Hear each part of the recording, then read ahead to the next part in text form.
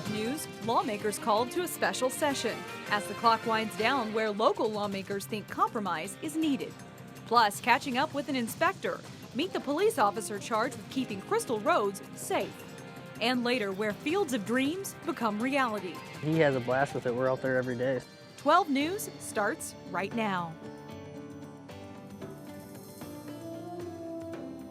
Hello, everyone, and thanks for joining us. The state capitol may be under construction, but the work must go on for state legislators hoping to finalize the budget. For the first time since the capitol was constructed 110 years ago, a special session convened this morning at the state office building across the street. And as Delane Cleveland reports, lawmakers expect this to be a long day.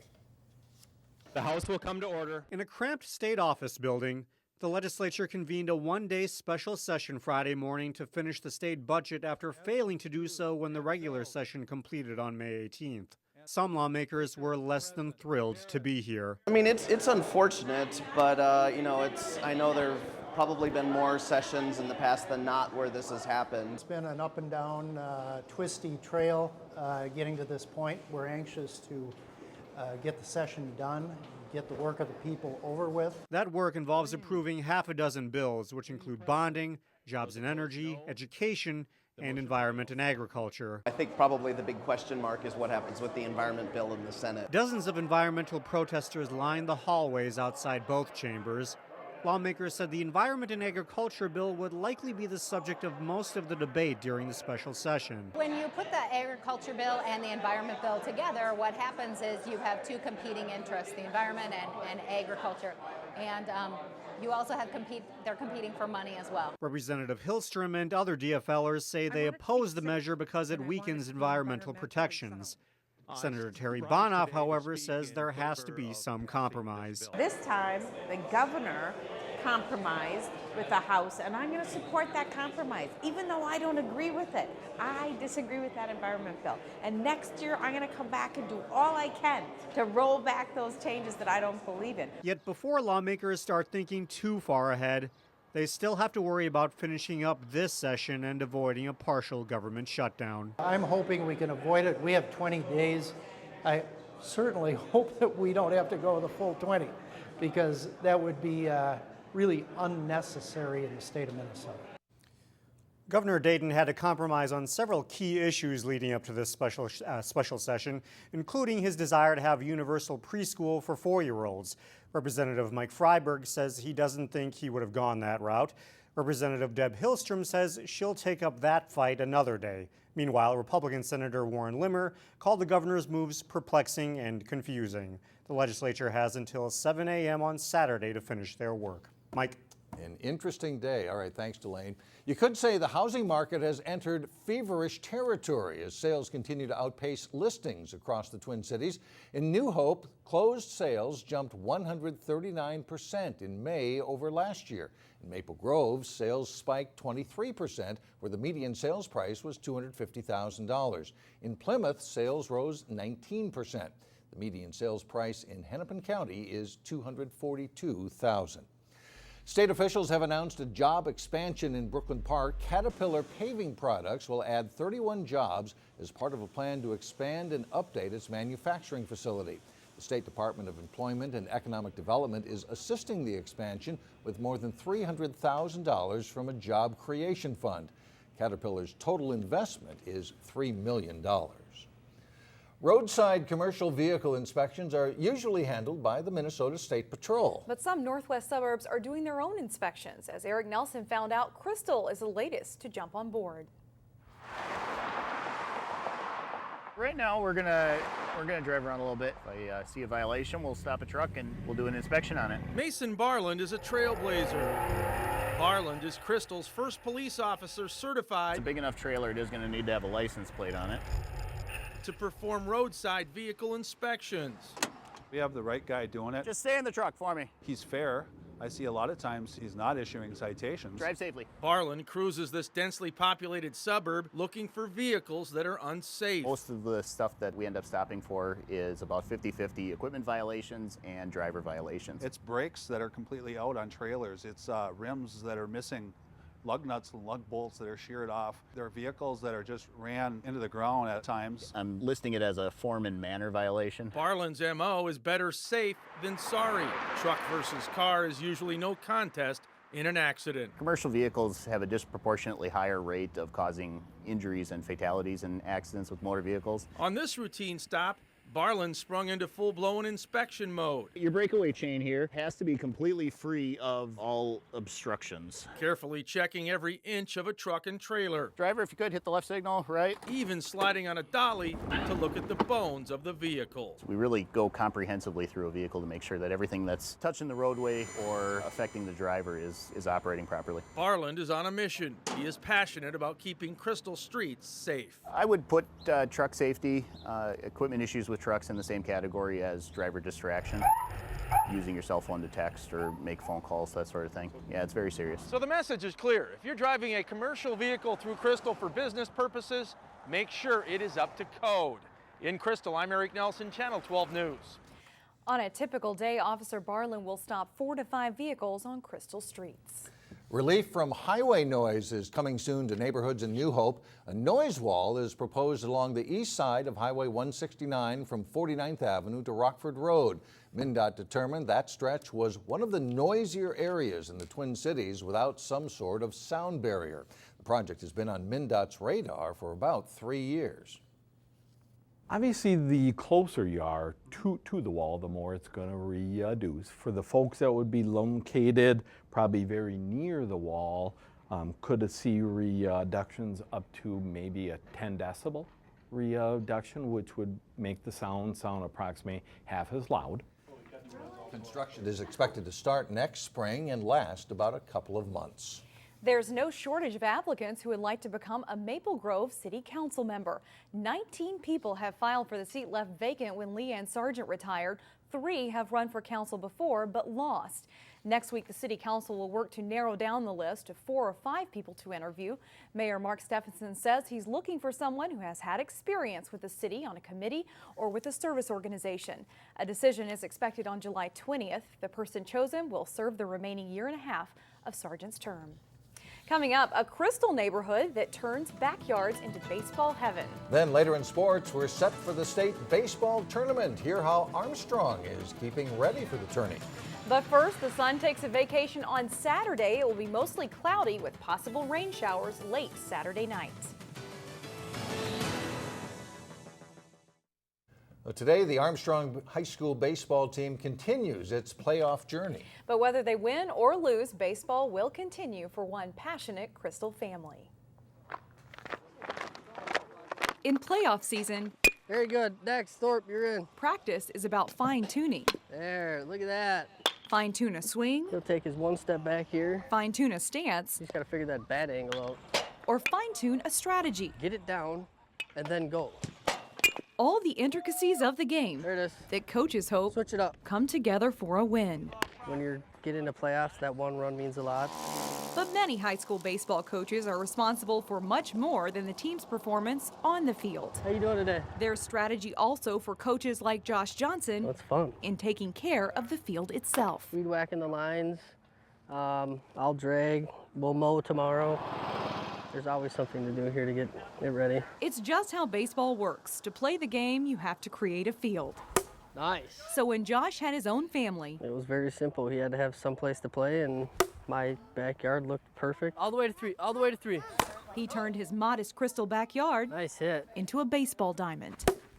Nice hit! I have a little mini stadium for my little guy. He loves baseball, like his daddy. Ready? Here we go. Whoop, run, run, run! During the summer, this is what you'll find. Go, go, go. A field complete with bases, lines, and foul poles. That is the cheap seats for sure. That was a $5 swing we got, so it's definitely a cheap suite. The green monster, that's a tree in the right field, and even a fire pit at shortstop. I've got a fire pit over here that I cover with turf, so I can still have fires. It's a popular hangout for friends and family, All right, Gav, here we go. and for 3-year-old Gavin. Ready? Hey, do you want to show me one of your Benny the Jet swings? He's no stranger to the batting box. That a guy. Josh got all the encouragement he needed for his backyard field, All the way back there. only by taking a walk to nearby Johnson Field. We built the scoreboard in the fall of 2013. Another family 2 blocks away, not related but also named Johnson. Strike 3. Had the same plan, the same passion. He loves baseball. I love baseball. Let's not lie here. Their home field even caught the attention of a national magazine. She was kind of working hard to get it looking really nice, and I didn't know why. And then she told me. I sent it into Better Homes and Gardens, and they want to do a feature on it. That was nice, but parents say this is just a place to play. A study by the Wall Street Journal says nationally kids are losing interest in baseball. Oh, I caught it! But don't tell that to families in Crystal. Gabby, you ready to hit, bud? Where baseball is alive and well in the backyard. Instead of a jungle gym, I made them a baseball field. There you go, there you go.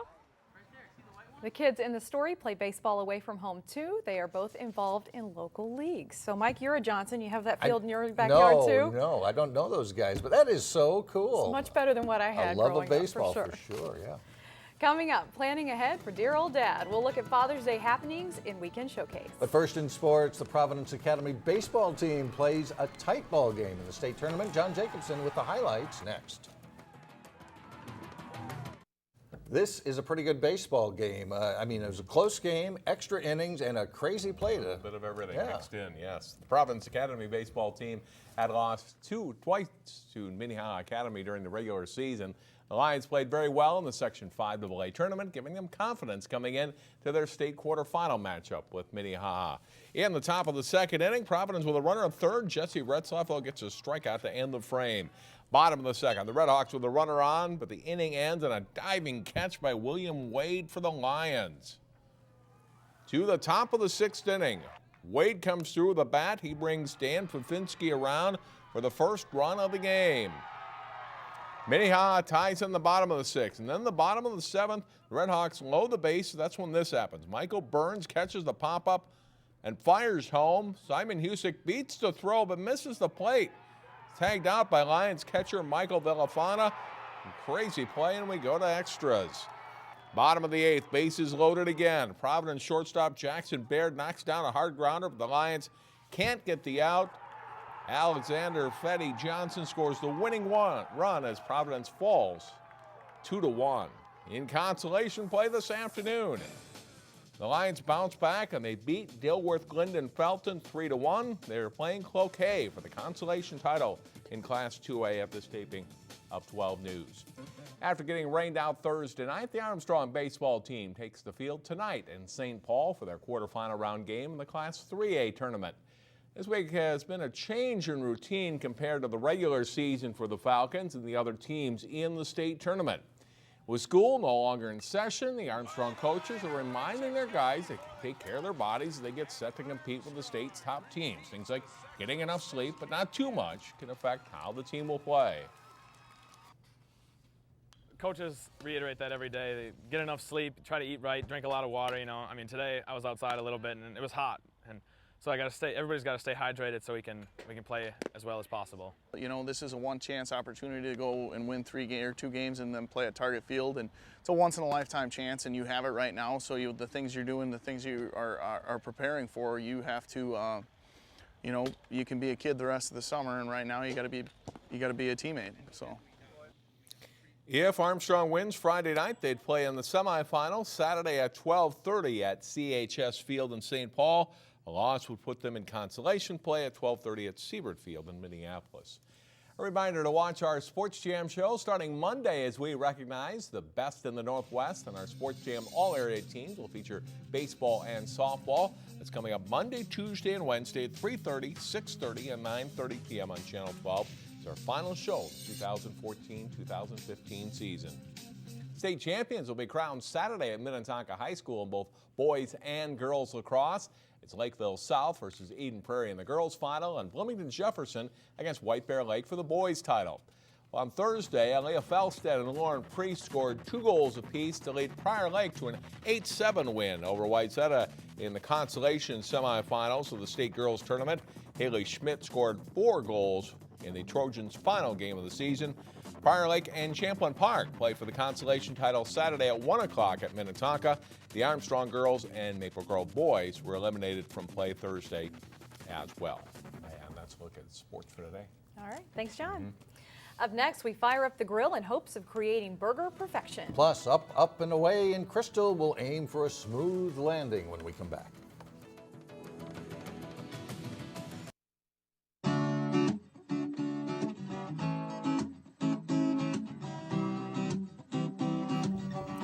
With Father's Day approaching, there are a couple things that may be of interest to dads in the Northwest Metro. One is actually happening this weekend, the other next weekend, as Neil Persley explains in today's Weekend Showcase. Grilling and men go together, well, like fire and meat. And who doesn't want to know how to build a better burger? This weekend, you're in luck. Williams-Sonoma in Maple Grove has got your back. They're there to offer you some grilling tips for the perfect burger. We're going to be doing a burger feast, so it's going to be a Father's Day feast cooking class.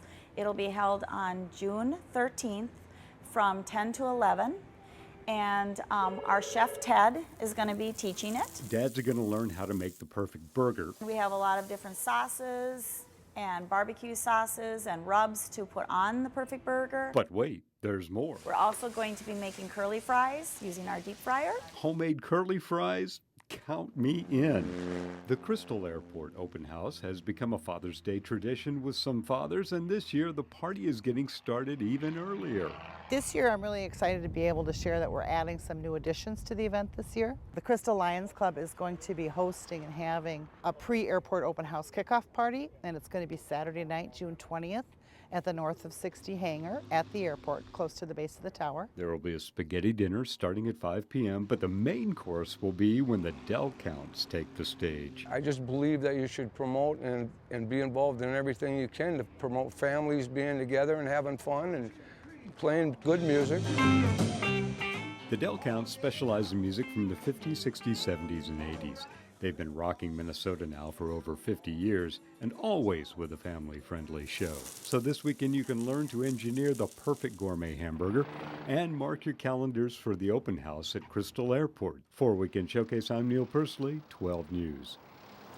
For more information on the classes at Williams-Sonoma, call the store in Maple Grove. And for more information on the Crystal Airport Open House, you can check out the City of Crystal's website. So what do you think? Lots to do. Oh, there's no shortage of stuff to do this time of year. It's great. And have you seen the air show before? Is it pretty I have, cool? yes. Yeah, one Lots time out there? years ago. All right. Something to times. see. Yes, it is. That's all the time we have for now. Thanks for joining us, everybody. Stay with us. Community Corner is coming up next, and have a great weekend, everyone. We'll see you again Monday.